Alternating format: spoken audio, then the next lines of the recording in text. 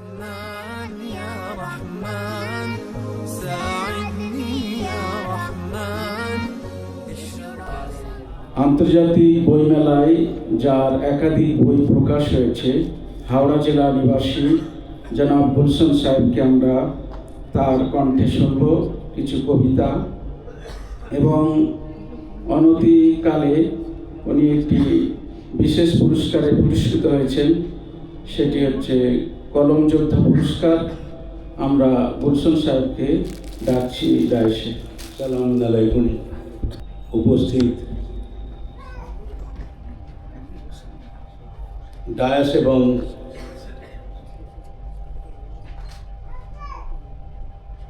দর্শক মণ্ডলী, এখানে যে সৈয়দ জাদারা উপস্থিত আছেন, তাদের কদমের ধুলকে আমি আমার জীবনের সবথেকে বড় পাওয়া বলে মনে করি। তার থেকে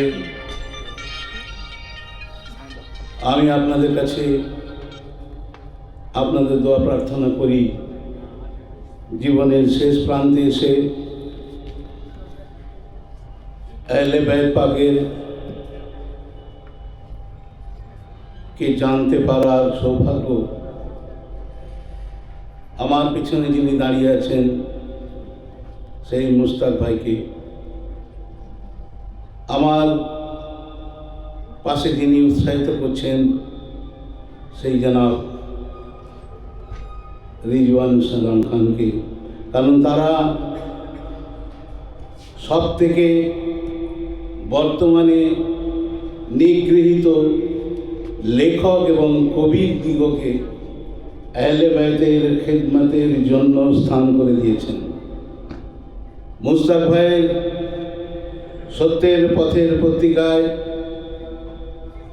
আমি আমার আহলে বাইতের কদমের ওপর যে কয়েকটি খেদমত করতে পেরেছি তার জন্য তাকে ধন্যবাদ দিয়ে ছোট করছি না, কারণ আমার সব থেকে বড় দোষ, সব থেকে বড় অপরাধ তা হলো আমি একজন মুসলিম লেখক।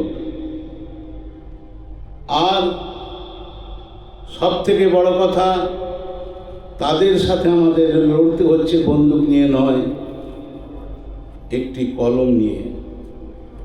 সেই জন্য আমাকে তারা কলম যোদ্ধা পুরস্কারে ভূষিত করেছেন। আমার কোনো চাহিদা নেই, আমার কোনো তোয়াক্কাও নেই, আমি লিখে যাই, পড়েন আপনারা। অক্সিজেন হিসাবে আমাকে বেঁচে থাকার জন্য যে রসদ জুগিয়ে যান তা হলো আপনারা যারা আমার লেখা পড়েন। সুতরাং কোনো পক্ষপাতিত্বের দোষে আমাকে দোষী করবেন না। আমি যেটা ভালো মনে করেছি, আমার স্বাতন্ত্র্য বোধ আমাকে যা প্রেরণা দিয়েছে, আমি সেই হিসাবে আজকে এই ক্ষণে মা ফাতেমা তো জহরা সালামুল্লাহ আলাইহার শানে একটি কবিতা লিখেছি। যদি কারোর অন্তর দুঃখিত হয়, যদি কেউ নিজেকে দুঃখিত মনে করেন, তাদের কাছে আমি ক্ষমা প্রার্থী।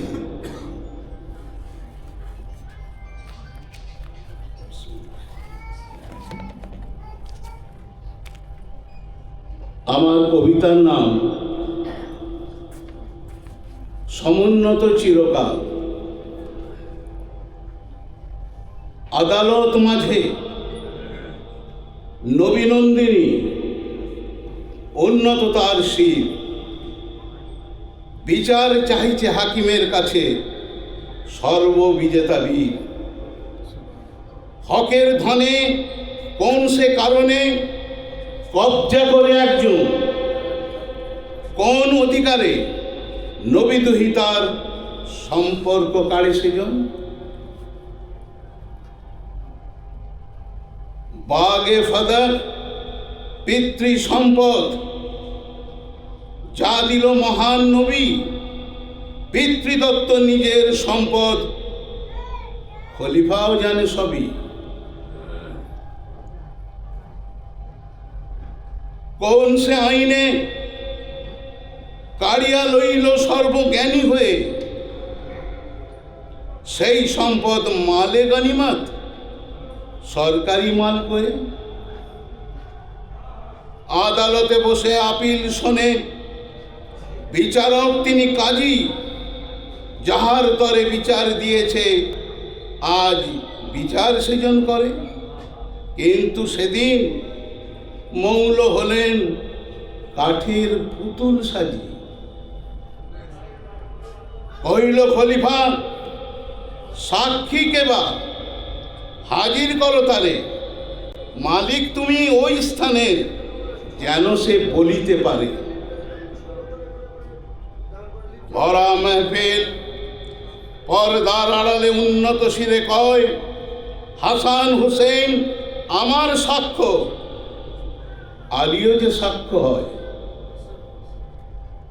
বিচারক সেজে খলিফা বলিছে, ওরা যে ঘরের লোক, সাক্ষ্য ওদের সিদ্ধ নয়, অন্য সাক্ষ্য হোক। যাদের সাক্ষ্য হাদিস কোরআন দিচ্ছে বারংবার, তাদের সাক্ষ্য গ্রাহ্য নহে, এমন সাহস কার?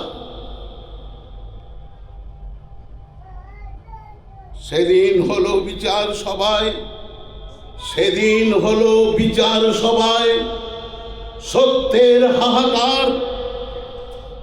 নাকাব সবার খুলেই দিলেন ফাতেমাতু জাহরা। আবার বলেন, না দাও যদি আমার পিতার হক, কন্যা আমি আখেরি নবীর, তাতেও আছে কোন শাক? খলিফা বলে, বেশাক জানি, সন্দেহ নেই কোনো। জাহরা বলেন, দ্বিতীয় আপিল করছি, খলিফা শোনো।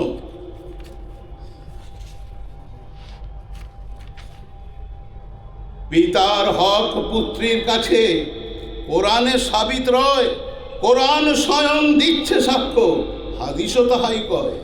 তাতেও আমি হকদার, ফাদাক আমার হয়, মানেনি তবু মহাবিচারক, না এতে অটল রয়। খলিফা সেদিন মানেনি সে কথা। জাহেরা গেলেন ফিরে, জান্নাতের নারী, জান্নাত রানী, নবীর দুলারি সমুন্নত তার শিরে।